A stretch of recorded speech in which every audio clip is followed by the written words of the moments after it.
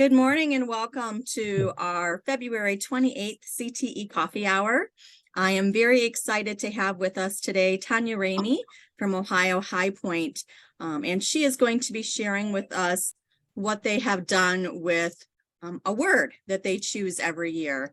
And I happen to be at Ohio High Point taking a tour this fall, and I noticed this word everywhere that they have. It was in classrooms, it was in hallways. It really just was a part of their building culture.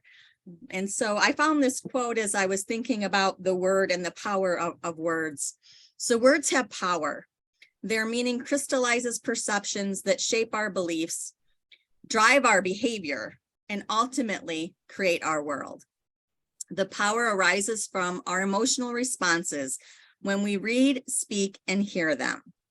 And I could see all of that really happening at Ohio High Point when I was there for my visit.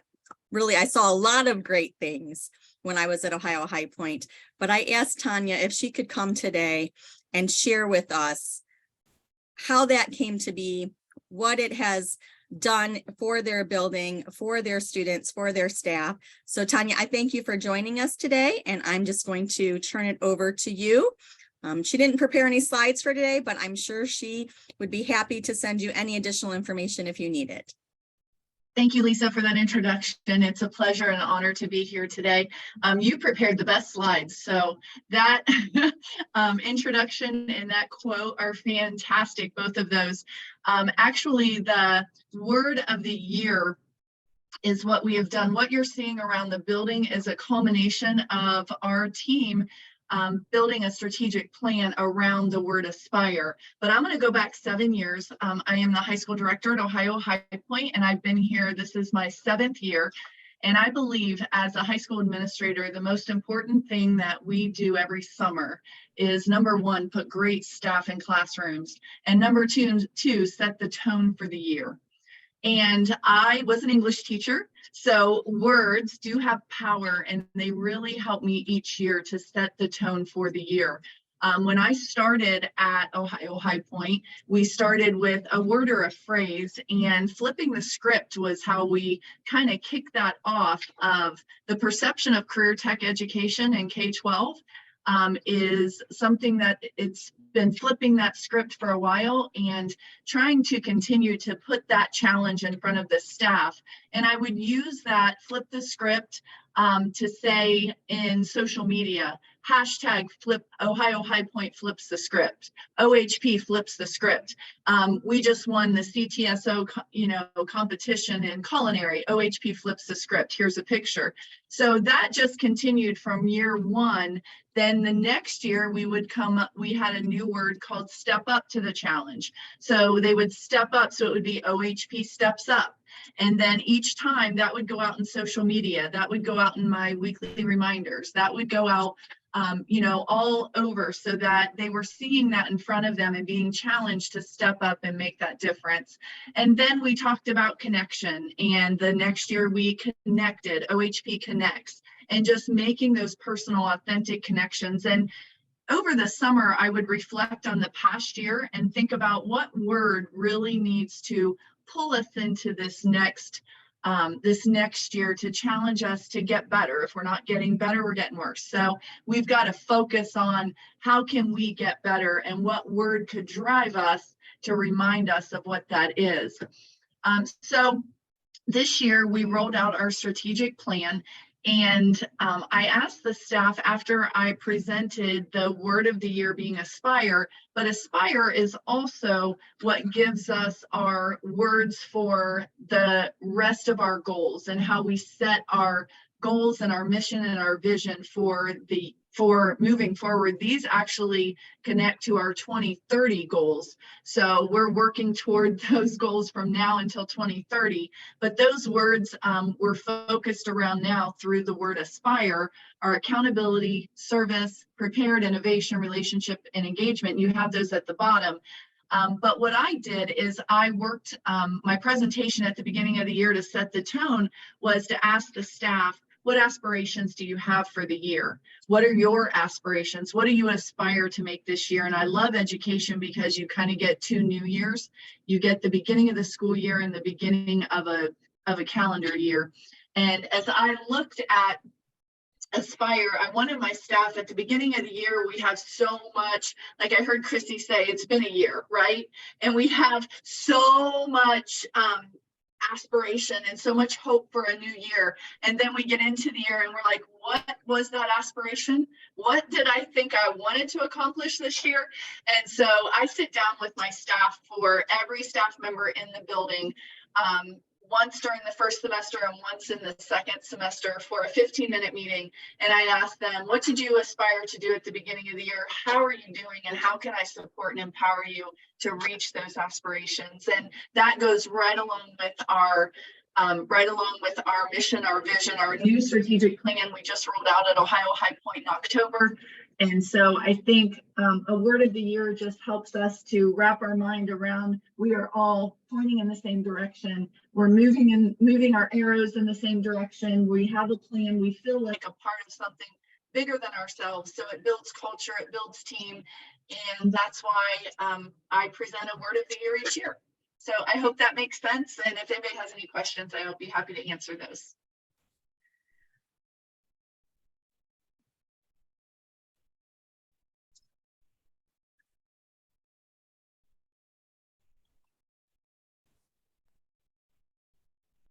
You're on mute, Lisa.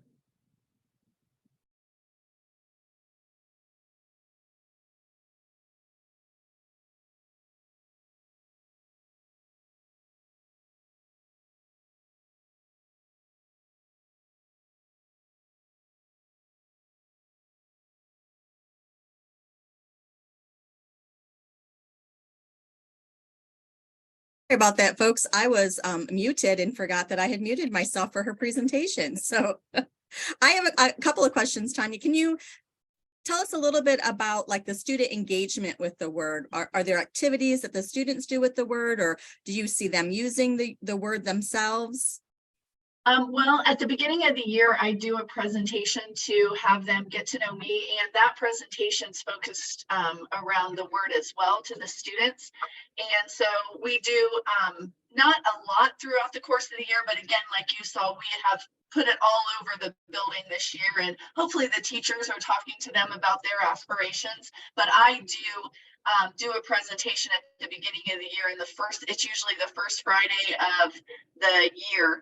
And I sit down with the juniors and sit down with the seniors, and I tell them my life story so they can get to know me and my passion for career technical education, and my passion for why I do what I do every day, and why I am proud to be their director, and share, how career tech impacted my life when I was younger, and how I grew up, and that I connect with them on a personal level. And then I do ask them about the word, and I talk to them about why this word's important. And this year was a lot of rolling out our strategic plan and talking to them about aspirations. So then it kind of gets turned over to the teachers to build that with them as I'm building it with the teachers. And I'm just curious, do you buy the staff like t-shirts with the word, or the students, are there clothing that they wear? We have not. That's a great idea. I buy the staff usually one staff shirt at the beginning of the year, and I could put our word of the year on there. I hadn't thought about that. I do coasters every year with the word, so they have it on their desk. So TJ just reminded me, she's like, you give us coasters. But I like the t-shirt idea, Lisa. I think that's great. What I do on their t-shirts each year for their staff shirts, and we'll usually do a hoodie or a sweatshirt for we cozy up to PD in the fall or the winter months. But on their shirts, I'll put, you can't see me pointing, but on the sleeve, I put how many years they've been at High Point. And the year that we were focused on, I think that it was our COVID year where it was like, we're going to make every moment count. And it doesn't matter what the moments are, but we're here for a purpose. And this purpose is incredible. Whether it's been 1 year, whether it's been 25, we're going to make it matter. And so we've been doing that since, and then just putting the year so students know how many years their teachers have been here at High Point. Yeah, that's a fantastic idea to put that right on their sleeve, their number of years of service. Fantastic. I like putting the word of the year on there too. That's a constant reminder, because there's certain days during the year they do wear their staff shirts when students are coming into orientation or, you know, different events that we have throughout the year. So that's a great idea too. Any other questions for Tanya about the word and using a word to build that culture?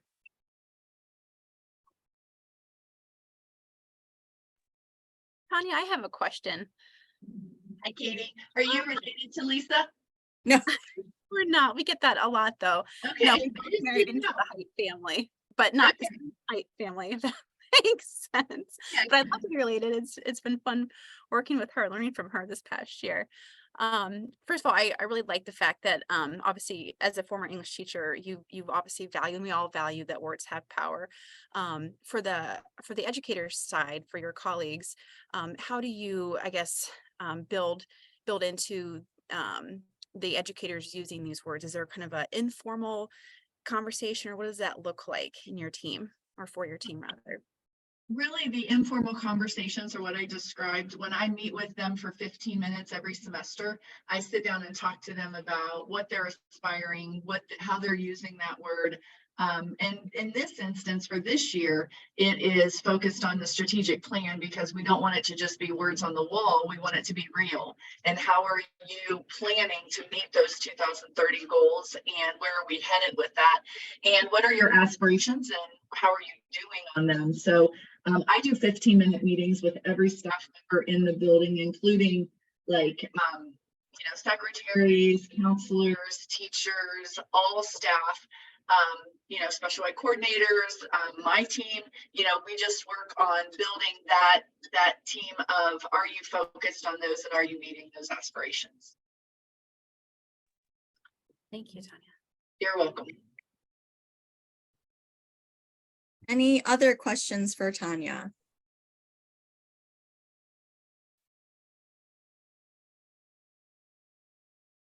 All right. Well, thank you very much for sharing with us. We really appreciate your time, and really some great ideas that I think we can all take back and use. Really appreciate it. So thank you.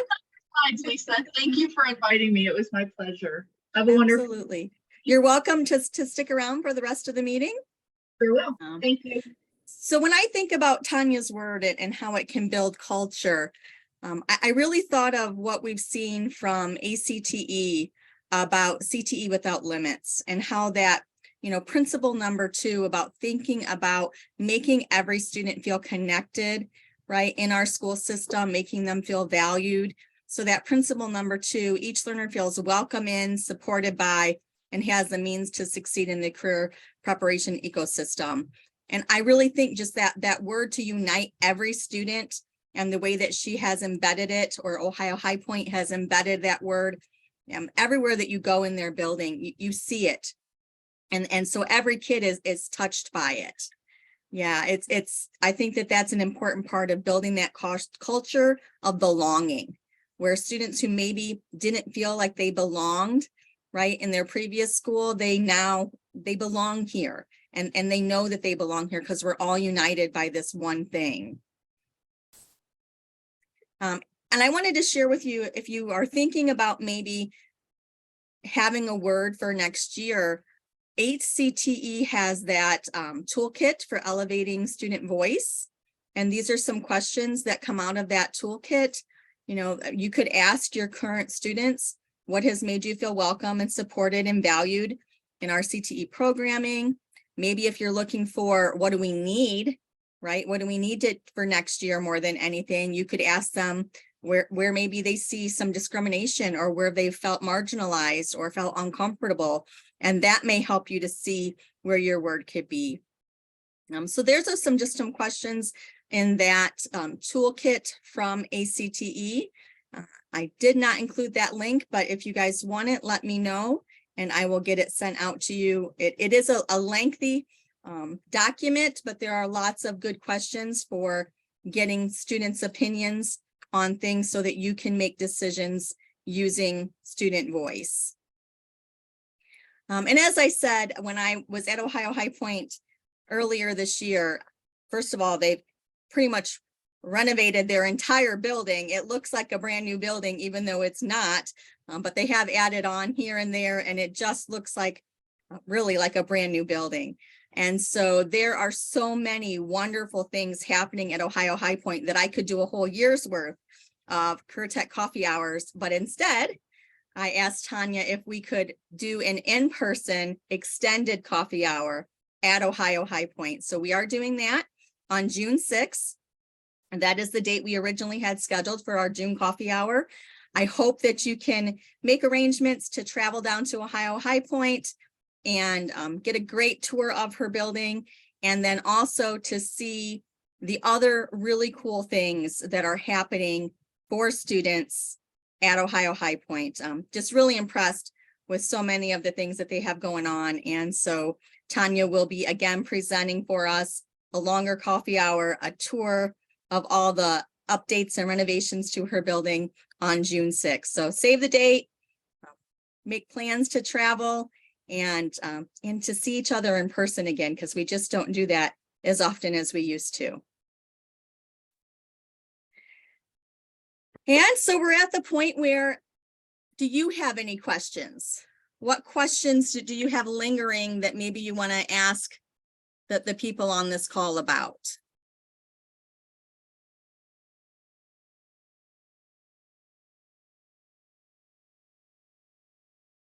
Well, seeing none from the audience, I did get an email, and some of you may have gotten this email as well. I believe it comes from Pioneer, and I told the gentleman who sent out the email that I would ask the next time we had the coffee hour together. So they are looking at integrating coursework and using simultaneous credit with their student population. So he's asking if anyone has done that yet. And also specifically, has anybody looked at integrating the financial literacy into some existing course for simultaneous credit? So kind of two questions there. What do you think? Has anyone tried that? Are you doing simultaneous credit? We have, Lisa, financial literacy embedded in government, and my understanding was it was changing to, it had to be a standalone.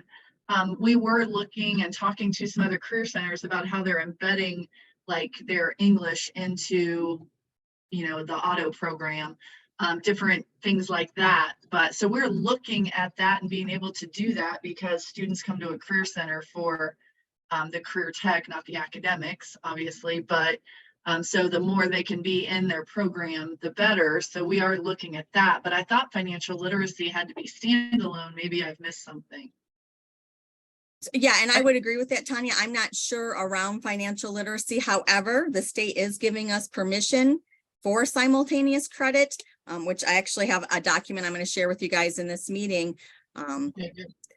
So I think it's possible to be done, but you still would have to have a teacher of record. You still would have to have documentation that you covered all the standards that are required to be covered, and the actual teacher of record would have to be the person who could be the financial literacy teacher who would be qualified, but wouldn't necessarily have to be that teacher in that classroom. And I'm kind of with Tanya. Our understanding was it had to reflect on the transcript somewhere, like a specific financial lit option, because we are doing the same thing, trying to figure out how we can combine it in something that we already have. So we have a separate financial lit class. And so we obviously already are lucky that we have that, but I think we already have classes that cover that. And so we were trying to figure out, without having to make kids take an additional class, if there was like several options for them to get that, than to try to do one. Because I think, and hearing Tanya too, it's getting hard to try to get a lot of these academic options in with getting them in their labs and trying not to take away from their career tech option. So. Correct. Okay. Is anyone doing simultaneous credit with anything else?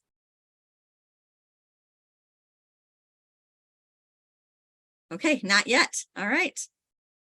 Mm-mm. Then that reaches the point where I share my new finds. And one of my new finds is the document about simultaneous credit. So I believe what Ohio is saying to us is you can offer 2 courses, kind of like we did in college, right? You would be able to knock off 2 of your requirements based off of 1 class. And you can also give transcripted credit for both of those. So this is a live link here I'll just take you to that. Again, it's a document that's got 12 pages, so we won't spend time looking through all of it, but I'm just gonna go through. And this is what I really wanted you to be able to see. You can have just the one teacher who has a license for each area. So I really thought about this for Career Tech because they started talking about this possibility probably 7 years ago for like your health careers. They could take the science certification test and they themselves could have both licenses and give both credits with one teacher, right? That they would have to be licensed for that class in order for the one teacher to cover both. So your Career Tech teachers could also become academic teachers if they have the right teaching license. You could also have Credit Flex, right? We could look at having that standard teaching license and Credit Flex areas outside of that experience. Or you could have co-teaching, right? So you would have that partner educator who could be in the classroom or could be like a teacher of record and could provide that other additional licensure covering the content of the class. So lots of guidance here in this document. I encourage you to read through it, highlight it, just use that to help you as you make your decisions on how you can add simultaneous credit. Because I think the most important thing, and kind of like I heard Chrissy say, it's getting harder to get everybody the classes that they need, especially we have such diverse students, right? We do have students who are going to go right to industry. We have students who are going on to college, whether that's 2-year or 4-year. And if it's 4-year, they're probably going to need 2 years of a foreign language, which we don't always have the room in our day to provide that foreign language, depending on what Career Tech program they're taking. So if we can free up some space through simultaneous credit, that they can take those other electives, that they can take CCP class, or they could get out to work earlier, right? We're giving them more time to get out to earn that work-based learning hours. So great guidance here from Ohio Department of Education. I think that came out just within the last couple of months. Wanted to make sure that you had it, because I do think, right now, I believe we're in an evolution of what our high schools look like. And they shouldn't look like what they did when all of us were in classrooms. That high school experience should be looking very different now. And we're given permission to do that, right? Here's another document from ODE. It's redesigning that high school experience. And so again, a live link for you to take you through that document. So that live link is in the presentation, but I pulled out a couple of parts from that I wanted to share with you. And this is from the document itself. High schools should, right? They should be personalized. So we're looking at each individual student and what that student needs, thinking about their differences, their different interests and goals. We're customizing their coursework. So kind of like Chrissy said, having lots of different opportunities to take financial literacy, we've got to find the right fit for the kid. What's the right fit for his goals, her goals, and the other courses that they also need to take. And then we're prioritizing that advising, that career advising, which I know we all think we're Career Tech, that's what we do.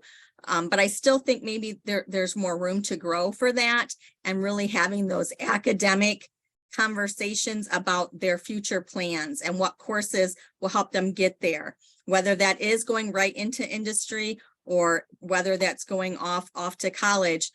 more talking about what careers exist within this industry, what you need to get into that specific career within that industry.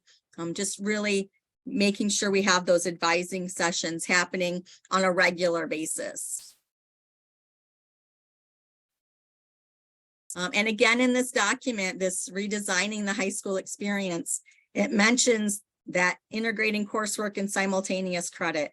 So I really think you're getting the big nod that it's okay, you can do this. Start exploring, use this document to guide you, and find ways to make that happen.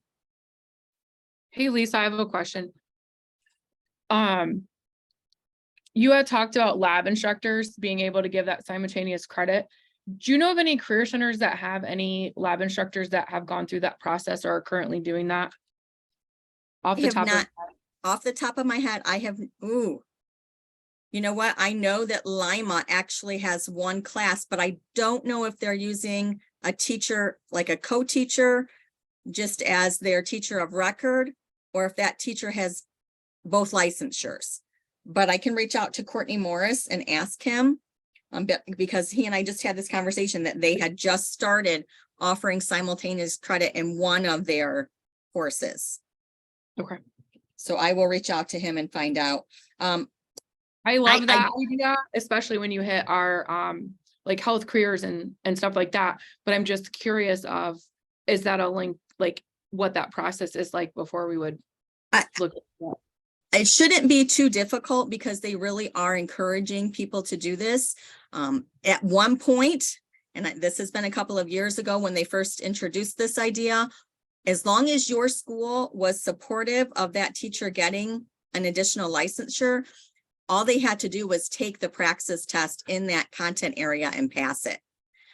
So I would reach out, if I were you, I would just reach out to ODE licensure and see if that is still the practice. Okay. And for some of your teachers, like I'm thinking with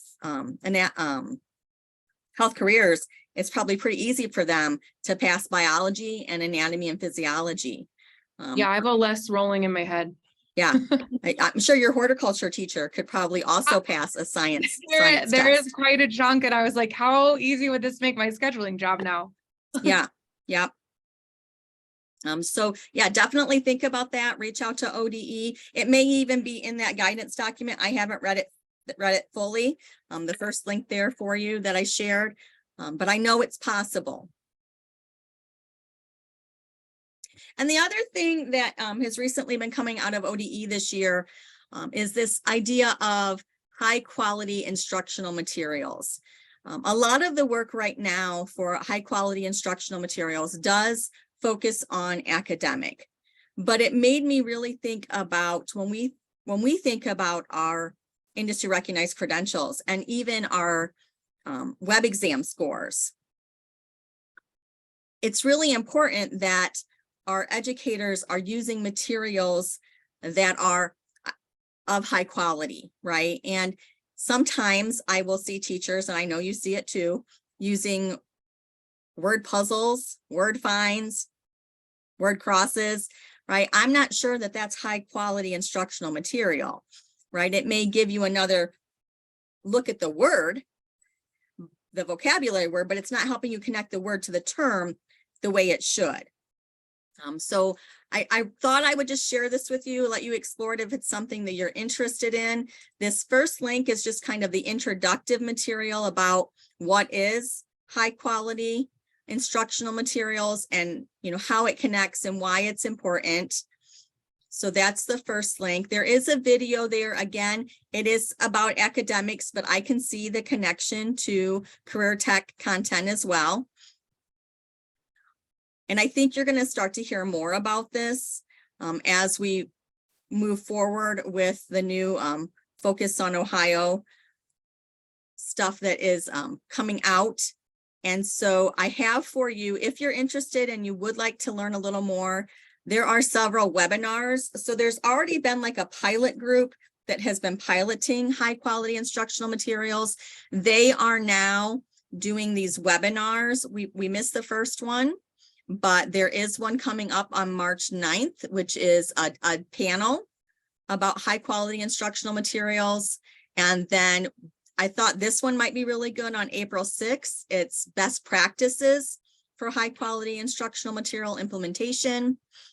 And then, you know, if you're interested and you're like, well, I'd like to just purchase some materials, there's the different vendors that are out there will be presenting.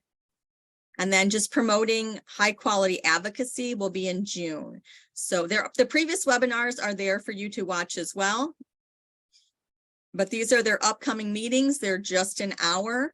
So just wanted to let you know that those exist, that this is probably stuff you will hear more about.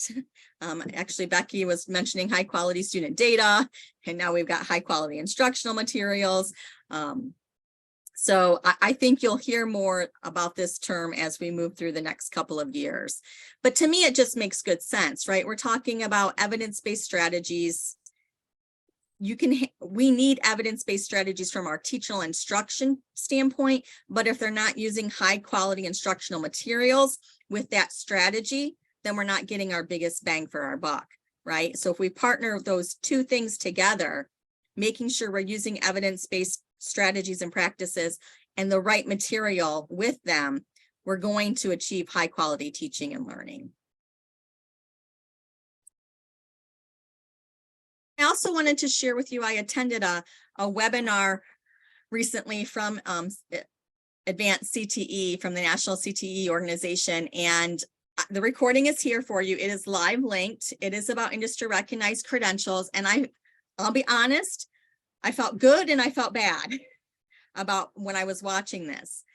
So first of all, I think sometimes Ohio thinks we're the only people who are making these kids do this stuff. We're not. It is happening all across the country. Industry recognized credentials is not just an Ohio thing. There is a big push nationally for more evidence of competency for our workers to make sure we're hiring high quality individuals. So that, you know, it made me feel better that it's not just Ohio. This is what our country is doing right now. But then some of the data, and it made me wonder, some of the data showed that the industry recognized credentials that are getting the highest amount of people having them may not be aligned to the need of your local industries. And so the data that they've currently got shows that right now it's not, that a lot of the industry recognized credentials that are being earned aren't necessarily aligned to where our biggest needs are with our local economies. So I think that will change as years go on, but I thought it was just a good webinar for people to see and to really percolate on what's it look like in our area, what kind of credentials are our students earning, and are they ones that they can go out and use in the workforce in our area. So this is a link to the slides, and then this is a link here to the recording itself if you're interested in. I think it was about an hour session. I listened to it as I drove home from work one night. They also have another one coming up about work-based learning, and so I wanted to share that with you. This is kind of an infographic that they have created, which, you know, as you're looking at talking to your business partners, if you're looking to expand pre-apprenticeships in your area, if you're looking at adding people to your advisory boards, I think that this could be a nice handout or a discussion point with those business partners. And then I also wanted to share with you this little blurb here. So I thought this was interesting. They're spotlighting Northern Illinois, and they launched a virtual trailheads on a YouTube series. And so if you just Google that, and I will do that for you right now. We'll just go to YouTube.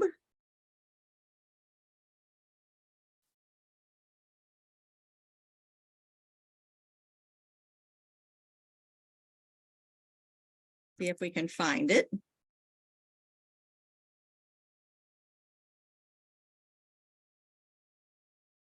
So then there's all kinds of videos.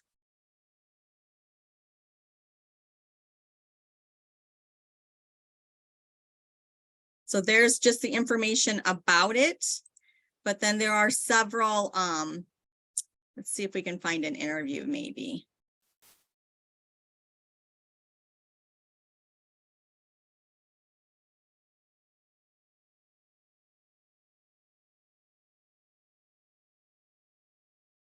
Not hiking. So give me a second here.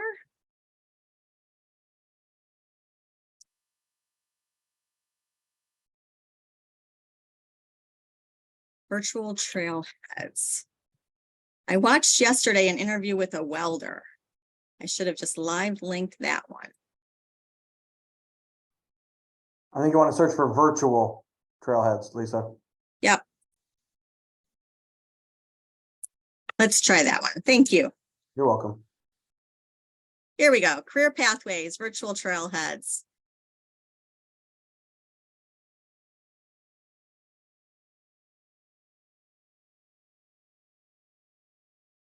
Skip the ad. Do I have sound on? Nope, of course not. Electric utility. Not all electric utilities are in government. We got but sound now? This one is actually owned by the citizens of St. Charles. I'm an electrical engineer. I've got my degree at the University of Illinois in Urbana-Champaign, and I like my job a lot. So talk to us about, well, we'll do this in two separate questions. The first question, what are the things that you have to do in your job as an electrical engineer to keep the grid up and running as we're all doing our work and our living and all the things we do with electricity each day? So a lot of what I do is I work with the electric substations. I'm actually the electric substation engineer. And what our substations do is, you know how when you plug in something in your house, you have 120 volts that you're plugging it into. Well, at substations, we have thousands of volts. We have 34,000 and then 12,000 volts at a substation. And I make sure that if a Mylar balloon flies into the electric lines, that instead of burning down the whole system, it'll trip out the circuit breaker and there is no big fire, for example. So I think, you know, when we talked about earlier, those career advising sessions, even within our own career tech labs, this could be a great thing once a week, once a month, for an instructor to share, to show the different careers that exist within, say, the electrical field. So if you have, you know, you have the students who maybe want to be linemen, great, but have you considered working at a substation, being the electrical engineer at a substation? So just showing those different careers that might exist. So that is there for you on that handout. I can put the link to that YouTube in the chat just in case you want to finish watching that.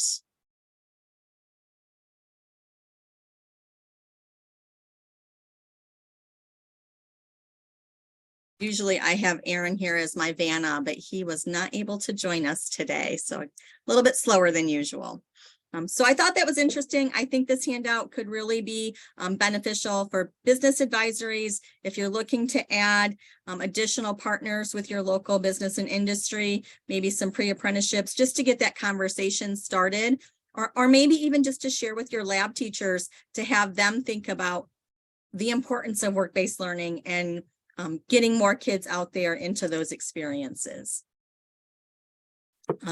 Another thing I wanted to share with you is this came out this year as well. So I know a lot of students, and probably because of graduation 2023, we've heard a lot more talk about schools wanting to add job training programs.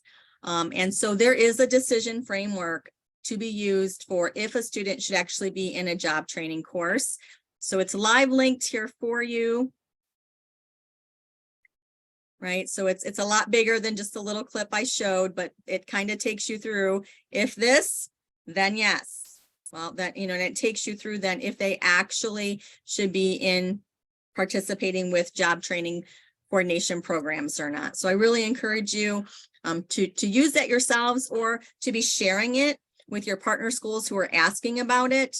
And then the other thing I want to think about here is, because I had someone say this to me recently, if we're able to get our students who are in our job training programs industry recognized credentials, such as Rise Up, which we are seeing happen, which is great. That's fabulous. They graduate with a traditional diploma if we're getting them industry recognized credentials. And I think that's a good thing. But then should they really be in JTC if we can get them industry recognized credentials? So just something to think about, making sure that we're really placing kids and having high expectations for our students. And I think that this decision framework can help make that happen. And the last thing I want to show you is Future Forward Ohio. So if you have not seen this information yet, it's relatively new, and it does not replace Ohio's strategic plan. But I think you're going to start to see more talk about this than Ohio's strategic plan. It actually just kind of takes a deeper dive into what the strategic plan started for Ohio. And so Future Forward Ohio is, the same thing as what we've seen with the strategic plan. We've got guiding principles, we've got priorities and strategies, but there's fewer of them. We're going to narrow in on what was started. So the guiding principles is that we believe in our students, right? And I think in career tech, I see that more than I see it anywhere else. We believe in our kids and we're proud of our kids. We believe in partnerships. Again, you see that a lot in career tech because we have so many partnerships with our local businesses, and those have expanded in recent years. Of course, there's always room to add more, right? But using that collaboration with our local partners. And maybe that partnership is also about simultaneous credit. It's having academics partner with career techs to provide simultaneous credit to students. We believe the time is now, right? So I think that that's another one. Simultaneous credit, I remember them talking about that. They first introduced it back when I was still at a career center, and that's been 5 years ago, right? The time is now. We need to get this moving. The evolution has been slow, and I'm not saying that we need a revolution, right? But we do need to really start saying, what can we do differently? And let's get it now. Let's get it in place for next year. And you still have time. You have time to make some of those changes for next year. And then we believe in learning and adapting. Boy, COVID really taught us that, right? But we survived it. We made some changes because of it. I think that's what we're doing right now, right? This virtual PD, it's not a bad thing, right? So change can be good. The priorities for Ohio are literacy, accelerating learning, workforce readiness, and student wellness. So workforce readiness, that's who we are, that's what we do. You are going to see more schools looking at workforce readiness, more schools, more of the traditional schools looking at how they too can start to add some workforce readiness. I think we've seen that coming, but it's here. I hear it all the time as I'm out talking to my other SST consultants who aren't in career tech. There's a lot of interest out there. So I know change can be difficult, but I don't think it's going away. I guess we can start to look at, maybe you should be looking at how can you help it happen so that you get to kind of take the lead and be the leader in the area on how that happens, and maybe have a little bit of ownership in what's happening. And then those strategies, accelerating learning, right, which might be simultaneous credit, overcoming obstacles to learning, so making sure that we have supports in place for our students, and then preparing students for the future success. So these are priorities and the strategies to get there, and that preparing students for student success, really focusing on their why, thinking about why they've chosen to come to your school and how you can help them get to that goal.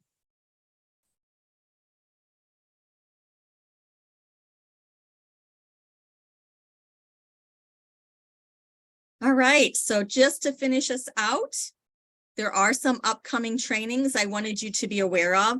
The first one is not necessarily an upcoming training, but in case you haven't heard, CTE, right, down in Columbus, has put out this statement in their newsletter that they are changing a little bit and that they will, their capacity to go out to schools and let you look at their web exams, how you can bring them in.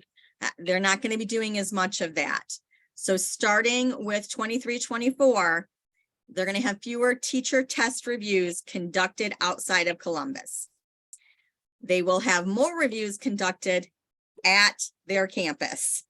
So that is a change, positive or negative, I'm not sure which. However, they did say that if there were a large enough audience, so if schools wanted to combine together, so when I think about, and I don't know if Penta and Four County and Vantage, if they all still get together and have a teacher professional day, but that might be a place where you could bring CTE to you instead of sending teachers down to Columbus. So they're looking at a large volume of participants in order to bring them to you. I know it's valuable to have your teachers look at those web exams, to take the tests themselves.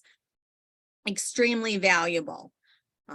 So be aware that they're not going to come to your school for 5 or 10 teachers anymore.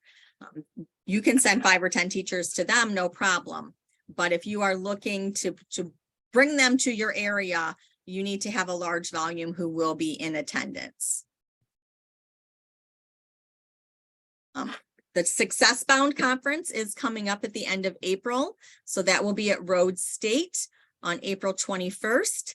That has been very impressive in the past. Typically, there are some really good keynote sessions about local data and employment trends that I think are worth taking a look at. And then there are usually some breakout sessions that you can attend as well. So I would encourage you to send someone, if it's not you, send someone to the Success Bound Conference on April 21st. And then I also want to put a plug in for, this is for Region 1 participants only. So I'm sorry to those of you who are on the call from Region 6. But Adaptive Schools is coming to the Toledo area. They're going to be at the BGSU building at Levis Commons. And if you have not had this training, I highly recommend it for administrators, for teachers. It just tons of fantastic strategies for cooperative learning, for recalling information. One of my favorite things that I learned from this session was the Think and Sort activity. So if you have participated with me years ago with the Connect and Communicate series, a lot of those strategies we would do at our tables with our schools came from the Adaptive Schools training. It is 4 days. It's a lengthy training. It is free, so it's well worth it. June 8th and 9th and 15th and 16th. Those are Thursdays and Fridays. There is a link right here to registration. So in the PowerPoint slides, you can use this link to register. Again, I think it's good for administration. It's also good for educators. It really gives a lot of strategies for collaborative learning, for critical thinking. Highly, highly recommend. And that is all I have for you today. I think this is the first time ever that we are finishing early instead of waiting until the last minute. We do have upcoming coffee hours, just 2 more this year. And so the next one will be on April 27th. And Courtney Morris from Lima Career Tech is going to share with us. He created something, I think 2 years ago, happening at his middle school, mainly in self-contained classrooms, called the Extreme Team. And these students really are working hard, opening their eyes to the potential that exists for them at the high school. And one of the things I will say, the reason I like it so much, I think, is because, Lima's an urban school, and we know from research that students actually decide in 6th grade that they're going to drop out of school. Now, they may not do that until they're the right age to do so, 16, right? But they've already shut down. And with this extreme team for these students, it's changing what they think about school and what they think about what will exist for them at the high school. And so I think that what he will see, because of the programming that they have started connected to career tech education starting in 6th grade, is that those kids will not be dropouts. They were very engaged with the engineering activities, with the electricity activities, welding. One kid, he just like, his eyes, just bugged out of his head when they were showing what they could do with welding and giving them a little bit of taste of that. So Courtney is going to be with us on April 27th for that hour to talk about the extreme team experience and what that is doing in his school system. And then on June 6th, as I said, we are in person. I'm going to actually send out a new registration link for that one. We are in person at Ohio High Point. We'll be there from 9 to noon. We will get a nice tour, and you're going to be so impressed with all the cool things that they have happening at Ohio High Point. So I hope you can join us in person, be able to connect in person with other career tech folks, and to see the new changes to that building. Very modern. Even their cafeteria. I just have to say, even their cafeteria is something I've never seen before in any school. So I hope you can join us. And with that, I hope you have a good day, and I will see you soon. Thanks, Please make Lisa. sure you fill out the feedback form for me. Thank you, Lisa. Thank you, Tanya. Thank you.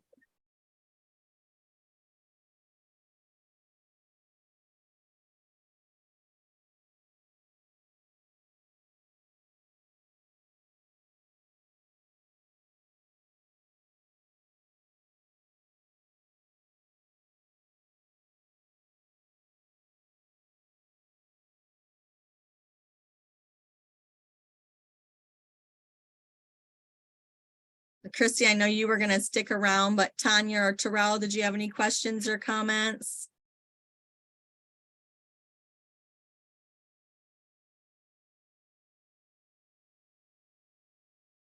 Great.